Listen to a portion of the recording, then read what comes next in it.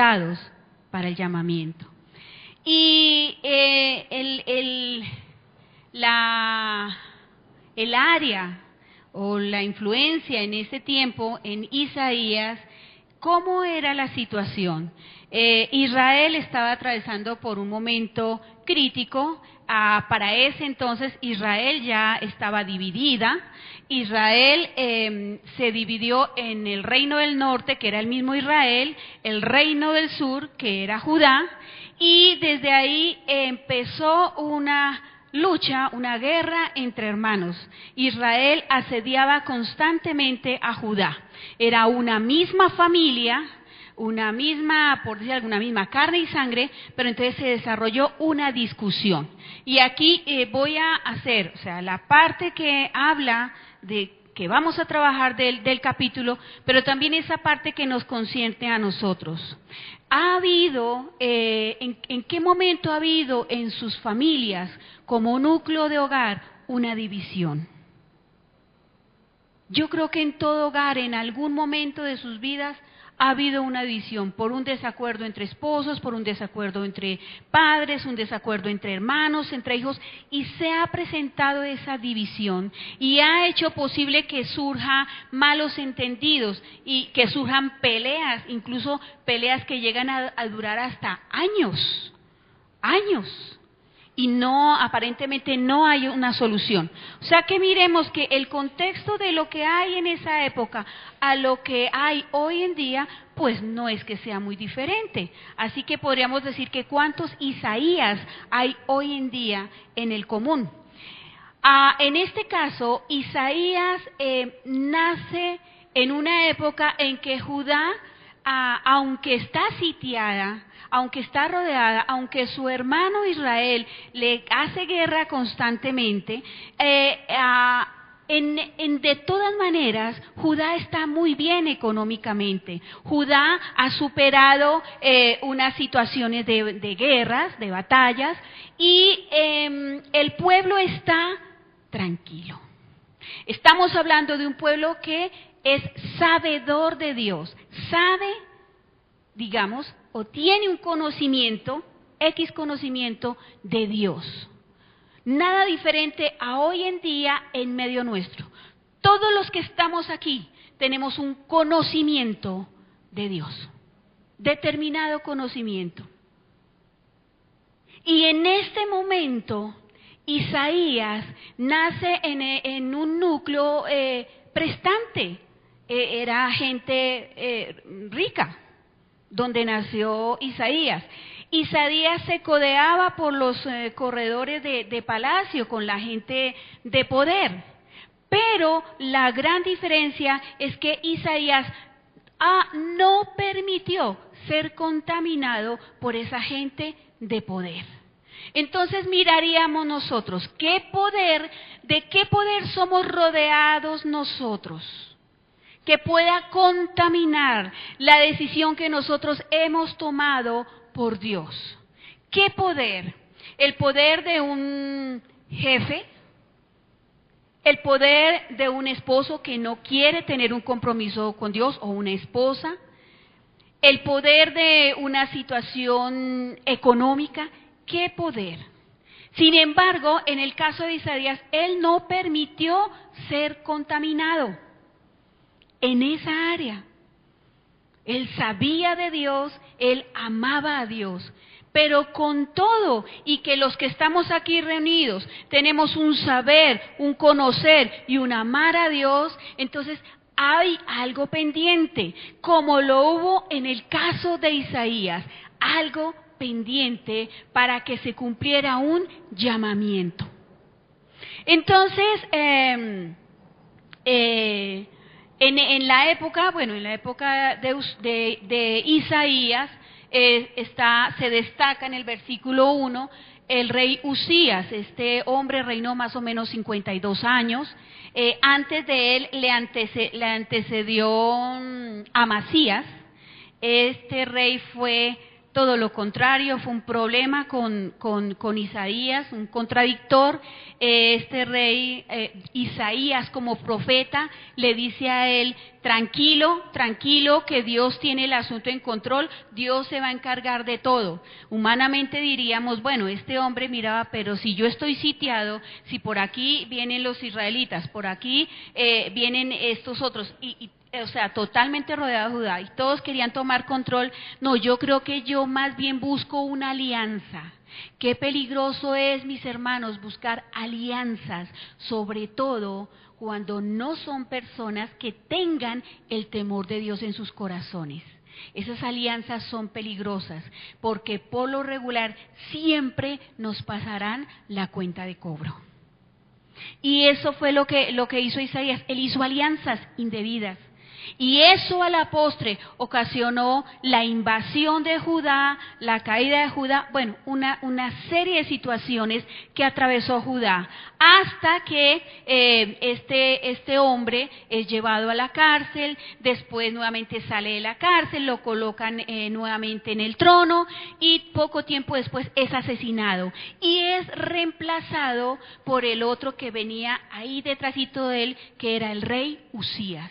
Usías prestó oído al profeta. Usías buscó escuchar consejo. A Isaías se le llama el evangelista de la época, por el libro que escribió, por el llamamiento, por las profecías, por las visiones que tuvo relacionadas con la venida del Señor Jesucristo, con la salvación del pueblo. Isaías presentó a Dios como un Dios Padre, como un Dios de disciplina, como un Dios de amor, como un Dios de justicia y como el Señor de los ejércitos. Así que Isaías tenía muy en claro el llamado profético que tenía, advertía, y en algunos textos de estudio se habla de que Isaías previno grandes situaciones de sufrimientos para Judá, en el sentido de que aconsejó al rey y el rey escuchó sus advertencias. ¿Qué pasó con Judá? Judá toda tenía conocimiento de Dios, pero Judá se aclimató a ese conocimiento. Y perdón, iglesia, si les digo, pero tal vez nosotros aquí y las personas que estén viendo por internet, no corramos el peligro de aclimatarnos a conocer al Señor y que nos olvidemos de tener la comunión con Él, el hablar diario de Él. Entonces nos volvemos, como le pasó a Judá, unos religiosos. Judá cumplía con lo que se le mandaba, con asistir a las sinagogas, con lo que en esa época se hiciera. Eso lo cumplía Judá. Pero habían olvidado el amor a Dios como persona, como ser sobrenatural. Y se estaban tan preocupados, o más bien no preocupados, sino ocupados en sus propios deleites, que desconocieron que aunque Judá estaba, políticamente resguardada, aunque Judá estaba económicamente próspera, aún en medio de ellos había necesitados, había gente con hambre, había gente con enfermedad, había orfandad, había viudas, había ancianos, había gente necesitada. Ese es el preámbulo del hombre que escribió Isaías 6. Nada diferente a nuestra época, amada iglesia. En nuestra condición, nada diferente. Así que vamos a ver qué habla Isaías hoy a tu vida y a mi vida a través de este capítulo. Inicia así, dice: Isaías 6, visión, llamamiento de Isaías. En el año que murió el rey Usías, dice, empecemos por esto, Isaías significa salvación de Dios y el nombre de Usías significa fuerza de Dios. Entonces, Judá tenía la salvación de Dios y la fuerza de Dios. ¿En qué momento, iglesia, Judá desconoció o tomó en poco o tomó más bien como algo normal el tener la salvación de Dios y la fuerza de Dios como parte de su vida? ¿En qué momento puede pasar en su vida y en mi vida? Amado hermano, hermana que me escucha, que esté pasando eso también. Entonces viene, dice, vi yo al Señor sentado sobre un trono alto y sublime, y sus faldas llenaban el templo. Y aquí viene la parte de sustancia, iglesia, que quiero por el poder del Espíritu Santo que se incruste en sus tuétanos para que entiendan este maravilloso versículo. Dice, y vi yo al Señor. Isaías tuvo una visión, se le permitió. Vi al Señor sentado en un trono. Poder, autoridad, majestad, dominio absoluto, alto, trono alto, sobre todo, puesto encima de, ocupándolo todo, sublime, nada como Él. Iglesia, si no entendemos que no hay Dios como Él, ¿cuándo vamos a vivir la vida que Él demanda de nosotros? Nada como Él, alto, sublime, cubría con sus faldas. Dice que, y sus faldas llenaban el templo, tenían el dominio de todo. Todo lo cubre Él. Dios lo cubre todo. Dios lo llena todo. Llena algo tan simple, tan pequeño, como puede ser tus soledades. Y llena algo tan grande, tan majestuoso como el cosmos. Porque todo es Él. Todo es el portentoso Dios. Y ese es el Dios que necesitamos conocer, amar, respetar. ¿Cómo lo vamos a conocer, iglesia? Con esto lo vamos a conocer, con esto, iglesia. Hoy se hace un anuncio del ministerio de capacitación. Toda iglesia cristiana evangélica conocida se encarga de difundir la enseñanza de las Escrituras a los niños, a los jóvenes y a los viejos, para que no haya pretexto cuando estemos delante de la presencia del Señor. Aquí se da un discipulado, lo escucharon, un discipulado para los niños, un discipulado, un liderazgo para los niños, un discipulado para adultos, un liderazgo para adultos también, unas clases de formación para adultos. ¿Va por negocio? No. Porque es necesario que ustedes estén armados, que ustedes sepan defender su fe aún de sí mismos. Lo que reciben aquí no es el todo, son rudimentos. ¿Qué reciben en un discipulado de adultos? Yo lo llamo el preescolar. Porque ustedes, quienes entren a discipulado, son bebés espirituales. Es un preescolar. Reciben los primeros rudimentos. Porque ustedes deberán seguir creciendo, no se quedan ahí. Deberán seguir creciendo. ¿Cómo podemos medir ese Dios portentoso? Aprendiendo de Él. Aprendiendo de Él.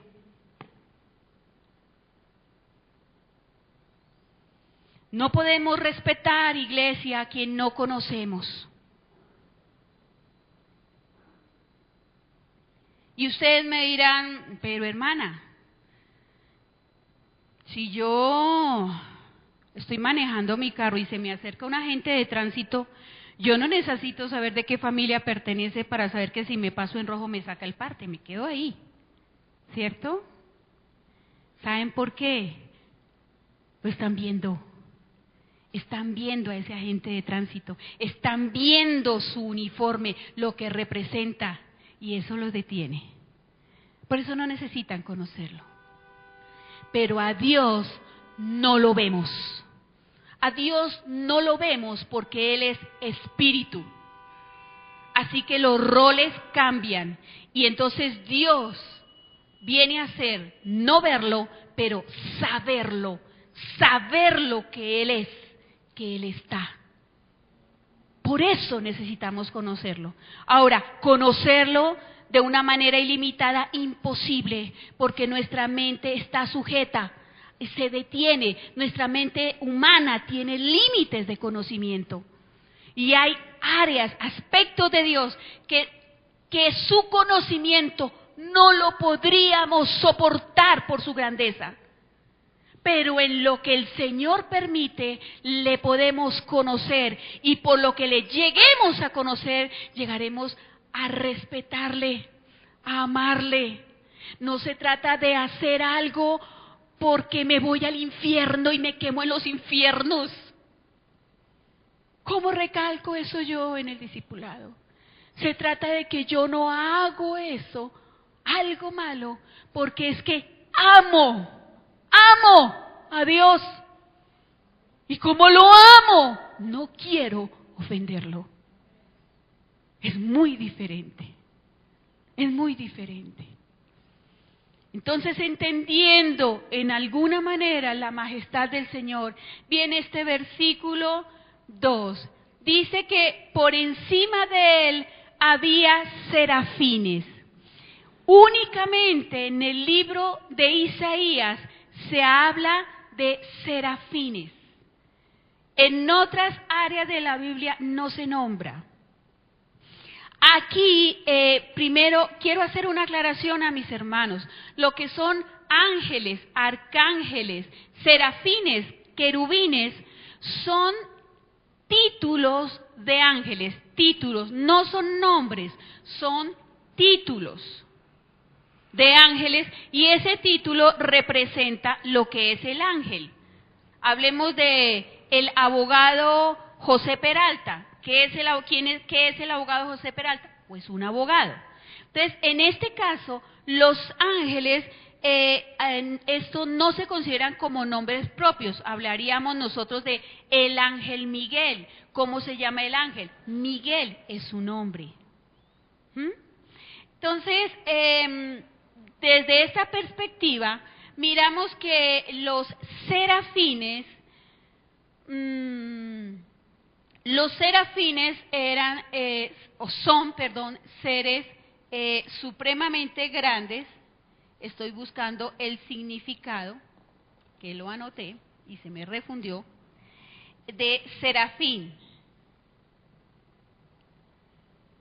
Los serafines es grande, protector, abrazador, todo eso significa serafín, abrazador, servidor del trono del Altísimo. Eso es un serafín. Así que, pues aquí no están los serafines, en el aspecto en el cosmos de este lado, porque son del trono de Dios, están para el servicio del trono de Dios. Y miremos estas preciosas cualidades. Dice que cada uno tenía 6 alas. Con 2 cubrían sus rostros, con 2 cubrían sus pies y con 2 volaban. Entonces, estamos hablando de que los serafines están cercanos a la gloria de Dios. cubrían sus ojos porque los ángeles no soportaban la vista de la misma gloria de Dios. Tan incandescente, tan portentosa, que aún los ángeles tenían que cubrir sus ojos. Dice que los ángeles volaban, o sea que se mantenían en una distancia sobre el trono, cubrían sus pies, porque no podían sus pies depositarse en la gloria de Dios. Oh iglesia, si entendemos esto, entenderemos quién es el Dios que nos ama y nos ha salvado y nos dice: hijo, ven, toma mi mano. Ese Dios potente que podría sacarte de la silla y decirte: ¡qué fracaso contigo! Coger su dedo y hundirte en el piso, porque tiene toda la autoridad para hacerlo. Dice: hijo, te amo, ven a mí, quiero ser tomado como tu padre. ¡Qué diferencia! ¡Qué diferencia! ¿Qué hacemos nosotros cuando tenemos autoridad? A veces no nos enseñoreamos de ella. A veces no queremos coger al más débil. Dice, y las dos alas, dice que con las otras dos volaban, se mantenían en el espacio que Dios les había dado. Dice el versículo 3 que ellos decían, entre ellos: santo, santo, santo, con espacio. Decían ellos, vi el uno al otro daba voces, no le hablaban a Dios, se hablaban entre ellos. Dice, tanto serafín como arcángel, dice,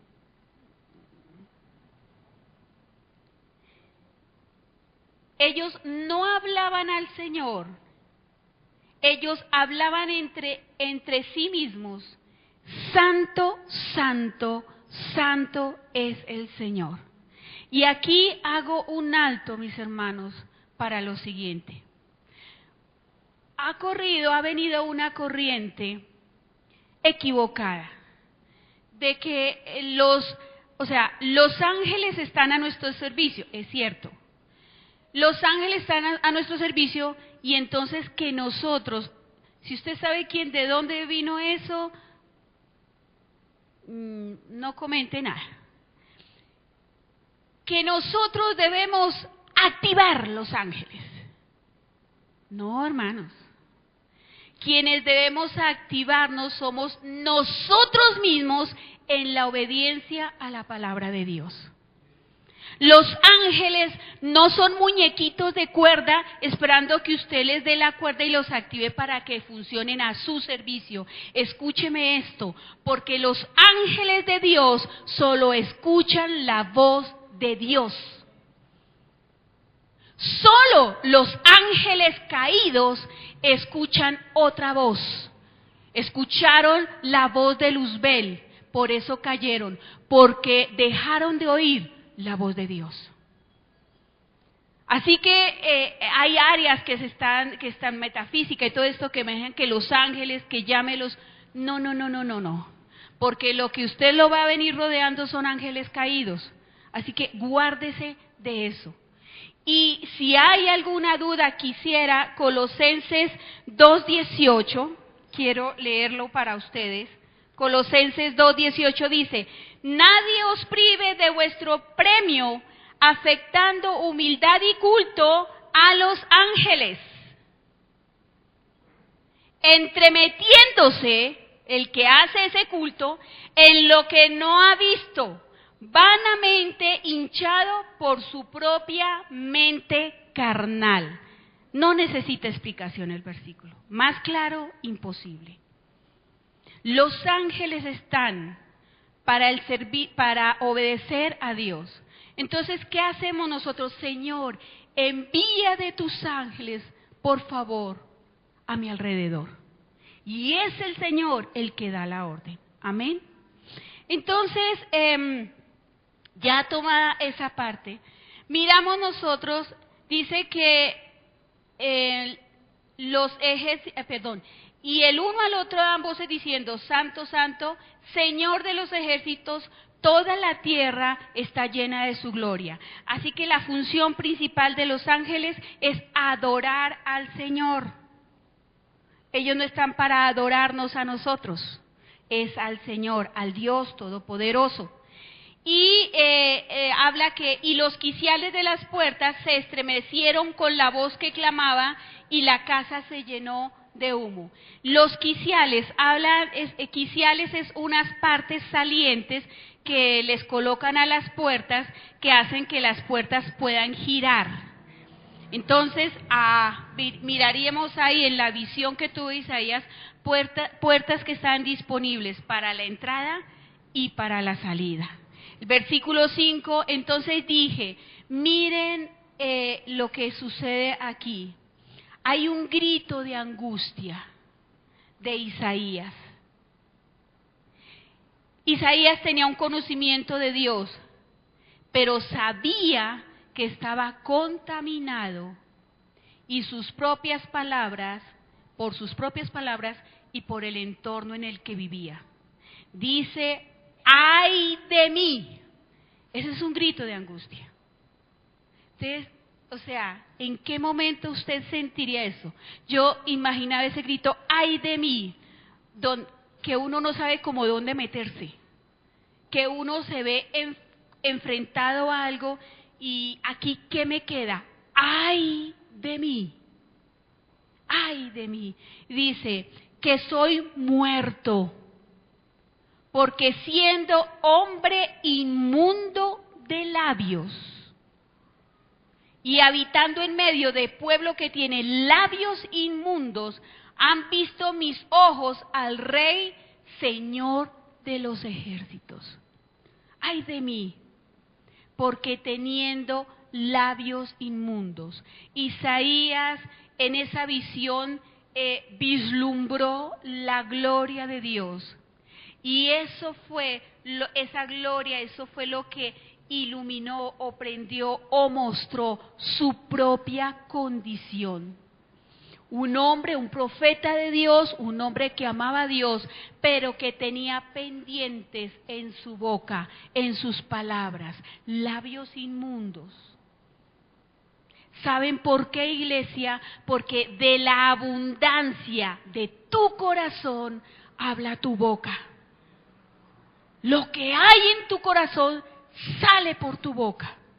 Para tu esposo, esposa, hijos, nietos, personas, sale de tu boca. Isaías era humano. Así que, ¿qué sabemos? ¿Qué cosas dijo Isaías? Y entonces dice, y no solo dice eso, labios inmundos, y aparte de eso, he vivido en medio de un pueblo que tiene labios inmundos. O sea, lo que me rodea a mí, hay inmundicia en lo que me rodea. ¿Cuántas veces uno no, al coger una boceta, no oye unas emisoras que Dios amado le provoca a uno como decir, apague eso? Comentarios, va uno por la calle y escucha cómo se tratan a veces los varones, las jovencitas, y quisiera uno decirle, cállate, labios inmundos. Y dice, he visto al Señor Jehová de los ejércitos. Entonces dice que hacia Isaías, que voló hacia Isaías uno de los serafines, y que tenía en su mano un carbón encendido tomado del altar con tenazas.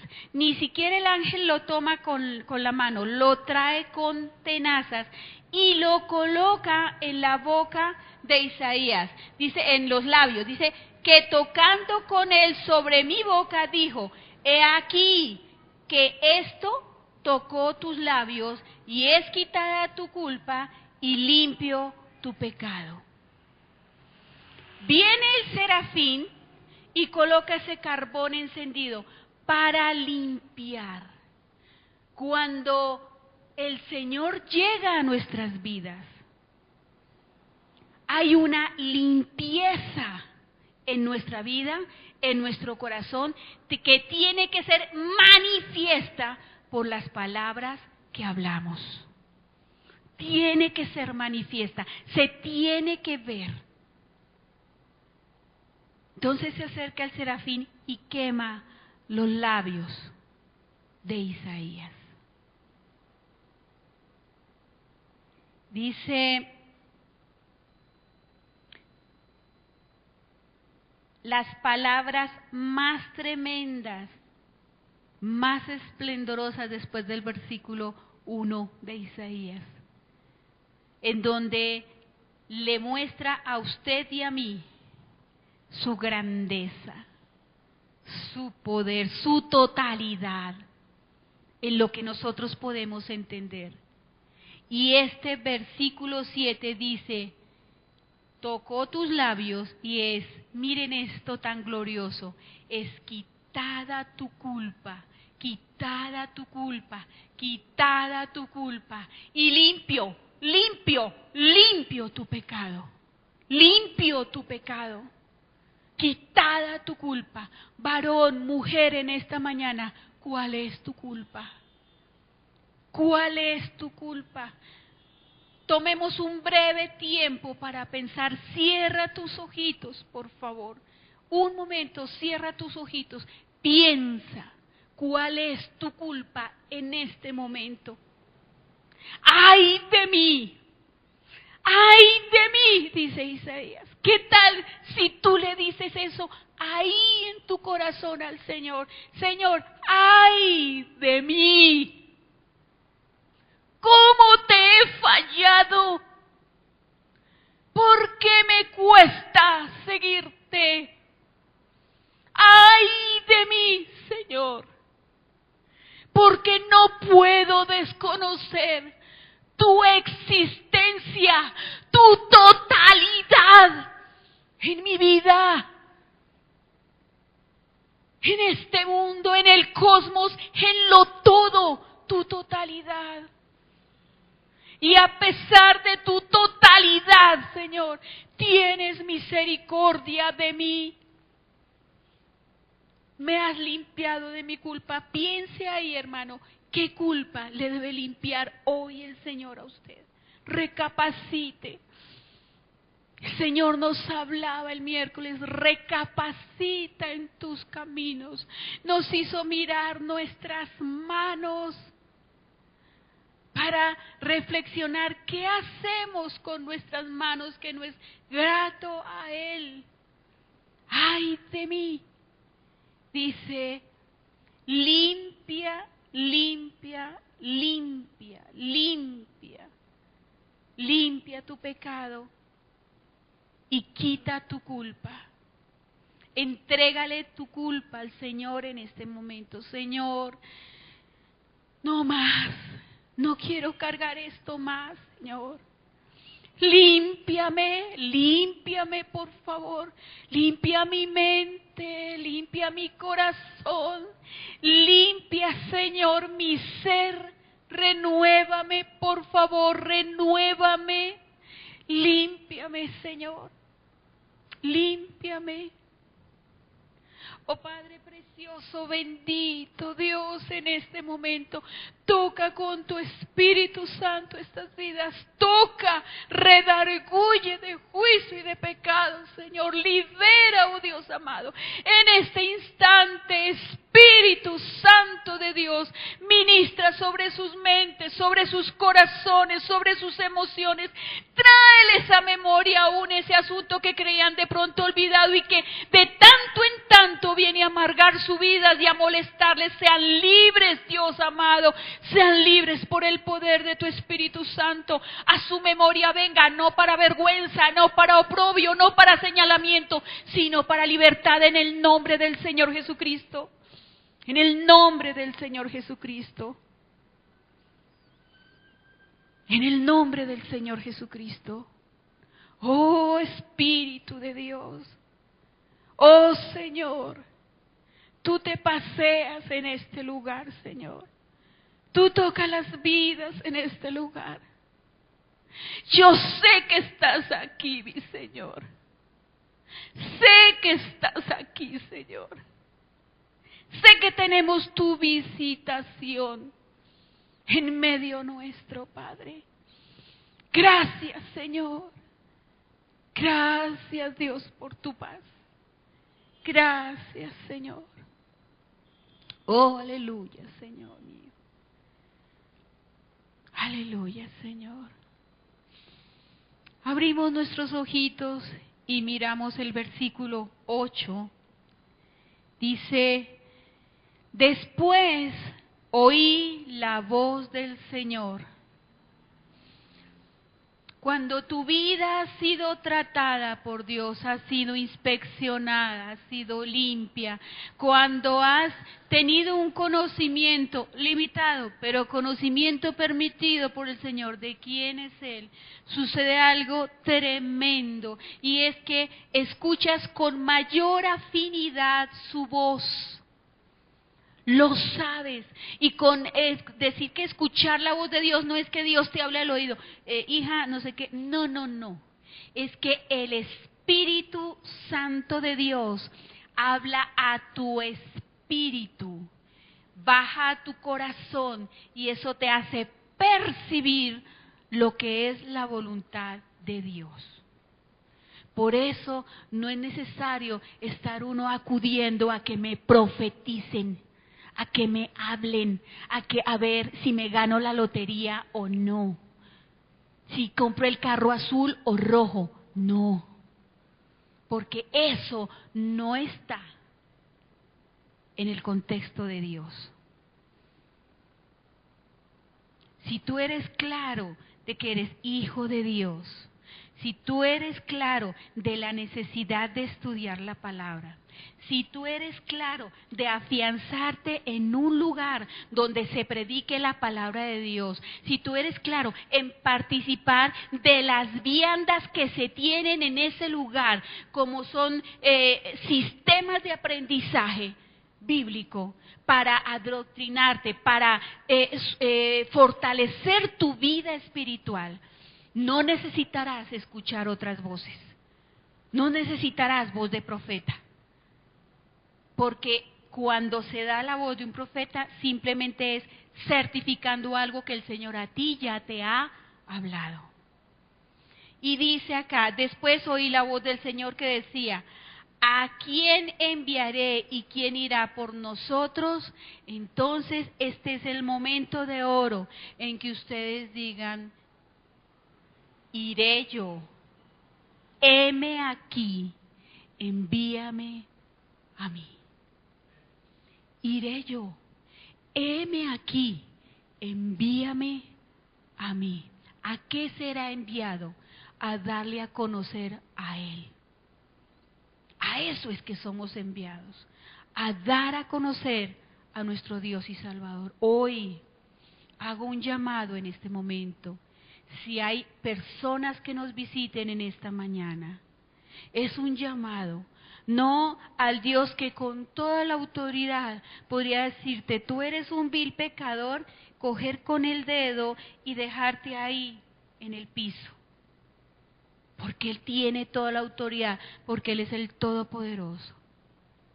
Pero en su autoridad, Él escoge amarte y decirte: ven hijo, ven hija, tómame como tu Padre, acéptame como tu Padre. Y hago un llamado hoy, si hay personas que nos visiten, que quieran hoy dar ese paso de aceptar a Dios como su Padre. De acuerdo a lo que hemos visto, entender que somos pecadores, que tenemos labios inmundos, pero que el Señor limpia nuestros labios y nos da lo más maravilloso, que es la vida eterna, por la eternidad con Él, donde le veremos cara a cara. Si hay esa persona, quisiera que se pusiera en pie. Si hay esta mañana esa persona que desee, que tome la decisión de aceptar a Dios como Padre, al Señor Jesucristo como el Salvador de su alma, al Espíritu Santo como su amigo y compañero incondicional. ¿Hay esa persona en esta mañana? Amén. Padre, Señor, bendito Dios, gracias por tu palabra en esta mañana. Sean benditas estas vidas, Señor, por lo que tú has hablado. Te pido que quede entronado en nuestros corazones la porción que tú nos has dado a cada uno de nosotros. Gracias, Señor, por tu grandeza, por tu majestad, y porque en todo, Señor, con tu grandeza y tu majestad, Señor, tienes misericordia. Nos abrazas y nos das de tu amor y nos rodeas y nos dices: hijo mío, hija mía. Y lo más glorioso, por Cristo Jesús podemos decirte: Abba, Padre, Padre mío. Amén. Dios les bendiga, mis hermanos.